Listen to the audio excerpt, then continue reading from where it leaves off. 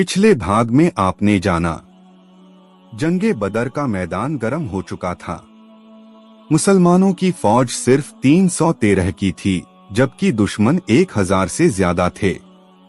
इसके बावजूद ईमान की ताकत और रसूलुल्लाह सल्लल्लाहु अलैहि वसल्लम की रहनुमाई में मुसलमान डटे रहे।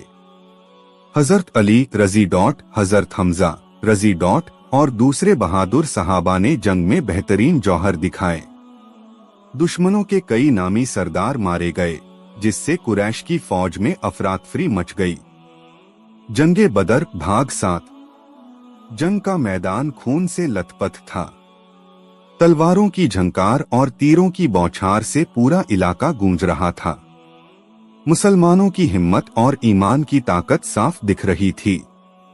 रसूलुल्लाह सल्लल्लाहु अलैहि वसल्लम ने अल्लाह से दुआ की और अल्लाह ने अपनी मदद भेजी।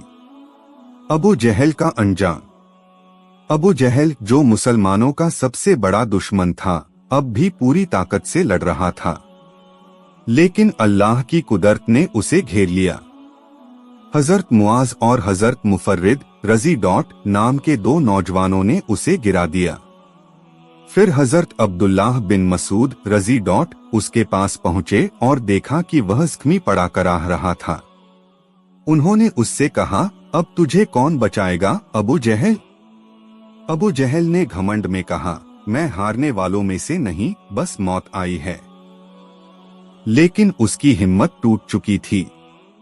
हजरत अब्दुल्लाह रजी डॉट ने उसकी गर्दन उतार दी और रसूलुल्लाह सल्लल्लाहु अलैहि वसल्लम को खुशखबरी दी। फरिश्तों की मदद।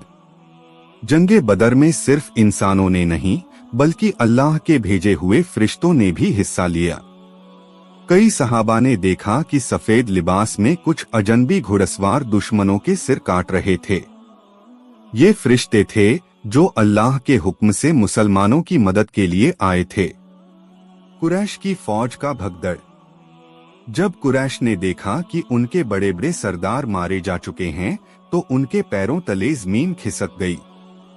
वे मैदान छोड़कर भागने लगे। मुसलमानों ने उन्हें दबोच लिया और कई काफिरों को गिरफ्तार कर लिया। इस्लाम की पहली जंग में मुसलमानों ने अल्लाह के भरोसे के साथ वह जीत हासिल की जो नामुमकिन लग रही थी। आगे क्या हुआ, जानने के लिए पढ़े जंगे बदर का अगला भाग। Story by Afzal Ahmad.